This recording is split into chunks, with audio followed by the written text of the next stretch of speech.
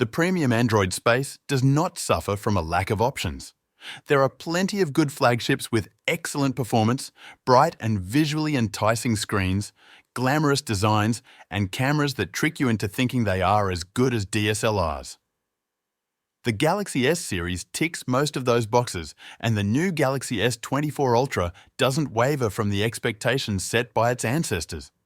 Likewise, the new Galaxy S24 Ultra doesn't differ much from the Galaxy S23 Ultra and bears only minimal changes in design.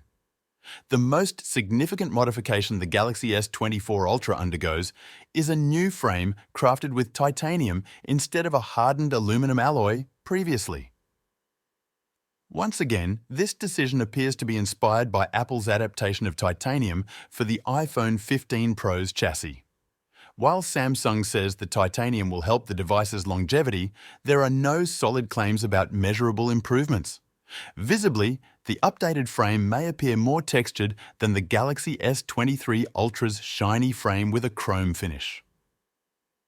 Another noticeable change over the Galaxy S23 Ultra is the Galaxy S24 Ultra's new flat display.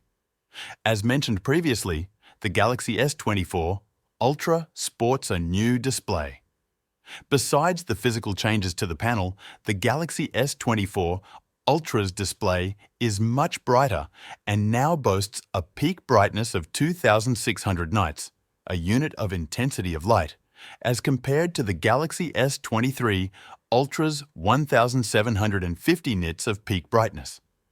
It is worth highlighting that peak brightness only represents the highest brightness of individually lighting pixels, primarily while viewing HDR content. Perhaps the most significant change that the Galaxy S24 Ultra gets over the S23 Ultra is the hardware that powers it. The Galaxy S24 Ultra is driven by a Qualcomm Snapdragon 8 Gen 3 chipset, launched in October 2023, making it the earliest phone with this chip to launch globally. Qualcomm largely altered the orientation of CPU cores on the Snapdragon 8 Gen 3, prioritizing performance and resulting in a claimed 30% performance boost over the Snapdragon 8 Gen 2. Qualcomm also claims a 25% improvement in graphics performance, which should predominantly translate to a better gaming experience. That's it for this video.